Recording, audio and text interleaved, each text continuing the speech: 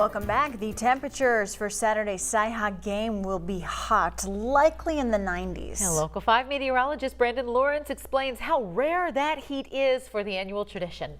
The Cy-Hawk game is always one of the biggest here in Iowa each year, and the weather is normally pretty decent for it, but not always. Let me show you what's happened in just the last 5 years. In 2019, it was 72 degrees. However, we had a lot of storms, which I'll tell you about in just a minute. In the 70s in 2018, 80s in 2017 and 16, and mid-60s way back in 2015. Now, as far as the 2019 Cy-Hawk game went in Ames, you probably remember this one well. We had two separate weather delays where lightning, hail, and heavy rain were all reported causing problems for the game. Fans had to ultimately evacuate the stadium at one point during the game. However, after many long delays, Iowa wound up beating the Cyclones 18-17, so it was a very close game. Let me show you some of the more notable Cy-Hawk games.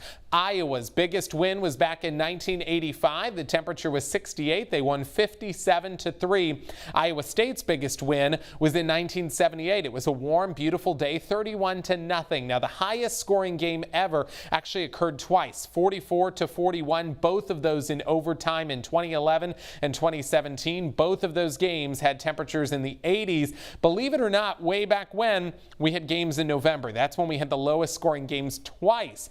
Iowa won 2-0 and Iowa State won 2-0 in 1906 and 1910. 36 degrees in 1910, by the way, in Iowa City. There was 2 inches of snow on the ground as well. So now that it's in September, we typically can get a good idea of what the Cy-Hawk game will be like weather-wise, but at one point, it was pretty cold out there.